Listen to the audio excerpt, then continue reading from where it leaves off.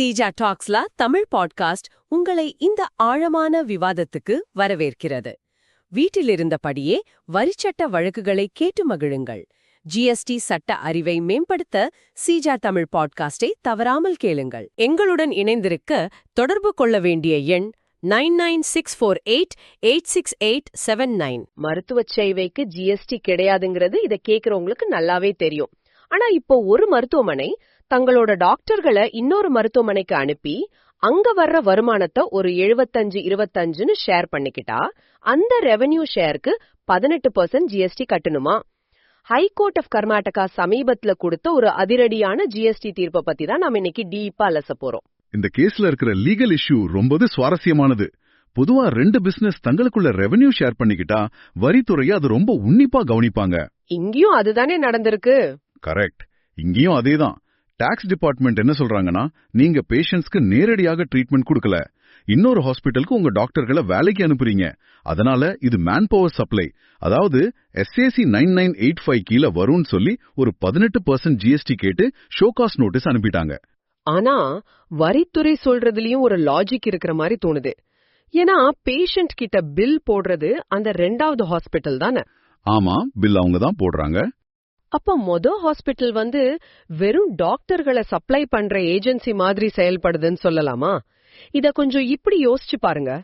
நான் என் சமையல்காரரை உங்க வீட்டு கிச்சனுக்கு அனுப்பி சமைக்க சொன்னா நான் உங்களுக்கு உணவு வழங்குறேனா இல்ல வெறும் ஆட்களை சப்ளை பண்றேனா? ரெவென்யூ ஷேரிங் மாடல்ல சட்டப்படி இதை எப்படி பாக்குறாங்க? நீங்க சொன்ன அந்த செஃப் அனாலஜி ரொம்பவே ஆப்டா இருக்கு. உங்க செஃப் சமைக்கும் போது அந்த அக்ரிமெண்டோட உண்மையான நோக்கம் என்ன? உணவு வழங்குவது. அதே மாதிரிதான் இங்கேயும் ஹைகோர்ட் ஆஃப் கர்நாடகா விஷயத்தை அப்ரோச் பண்ணிருக்காங்க. அதாவது ஒப்பந்தத்தோட வெளி தோற்றத்தை விட அதோட உண்மையான நோக்கத்துக்கு தான் கோர்ட் முக்கியத்துவம் கொடுத்திருக்காங்க.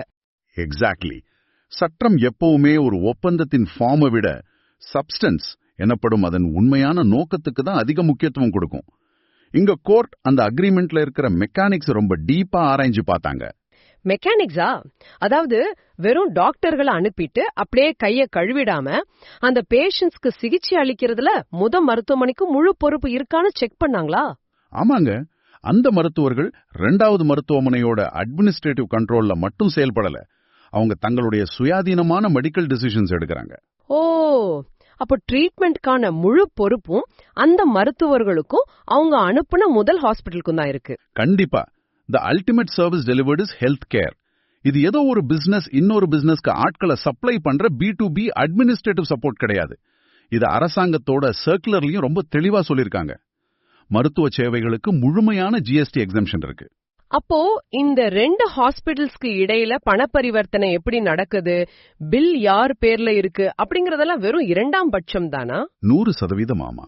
நோயாளிக்கு யார் பில் போடுறாங்க, பணத்தை எப்படி பிரிச்சுக்கிறாங்க அப்படிங்கிற பில்லிங் லாஜிஸ்டிக்ஸ மட்டும் வச்சு ஒரு எக்ஸம்ட் சேவையோட தன்மையை மாத்திர முடியாதுன்னு ஹைகோர்ட் ஆஃப் கர்நாடகா ரொம்ப ஸ்ட்ராங்கா பதிவு செஞ்சிருக்காங்க. இது உண்மையிலே ஹெல்த் கேர் நெட்வொர்க்ஸ்க்கு ஒரு மிகப்பெரிய ரிலீஃப். இத கேக்குற நீங்க ஒரு ஹாஸ்பிட்டல் அட்மினிஸ்ட்ரேட்டரோ இல்ல ஒரு ஆடிட்டரோ ஆகியிருந்தா இந்த தீர்ப்பு உங்களுக்கு ரொம்பவே யூஸ்ஃபுல்லா இருக்கும். அப்ப ஃபைனலா ஹைகோர்ட் ஆஃப் கர்நாடகா இந்த வழக்கை எப்படி முடிச்சு வச்சாங்க? ஹைகோர்ட் ஆஃப் கர்நாடகா அந்த ஜிஎஸ்டி டிமாண்ட முழுமையாக ரத்து செய்துட்டாங்க. கோர்ட்டோட ஜட்ஜ்மெண்ட் ரொம்ப சிம்பிள். நேரடியாக வரி விதிக்க முடியாத ஒரு எக்ஸம்ட் சர்வீஸ்க்கு, அதாவது மெடிக்கல் சர்வீஸ்க்கு ரெவென்யூ ஷேரிங் அக்ரிமெண்ட் என்ற பெயரில் மறைமுகமாக வரி விதிக்க முடியாது. You cannot indirectly tax what is directly exempt by law. ஒரு கான்ட்ராக்ட் எப்படி டிராஃப்ட் பண்றோம் அதோட ட்ரூ நேச்சர் என்னங்கறத பொறுத்து தான் எல்லாமே மாறுது. டாக்ஸ் ப்ரொஃபஷனல்ஸ் எக்ஸம்ட் சர்வீசஸ்க்கான ரெவென்யூ ஷேரிங் அக்ரிமெண்ட்ஸை உருவாக்கும் போது தேவையற்ற ஜிஎஸ்டி டிமாண்ட்ஸை தவிர்க்க கான்ட்ராக்ட்ல சர்வீஸின் உண்மையான சப்ஸ்டன்ஸ் தெளிவாக இருப்பதை கட்டாயம் உறுதி செய்து கொள்ளுங்கள். இது சீஜா டாக்ஸ்ல தமிழ் பாட்காஸ்ட், உங்கள் ஜிஎஸ்டி லீகல் லேர்னிங் பார்ட்னர்.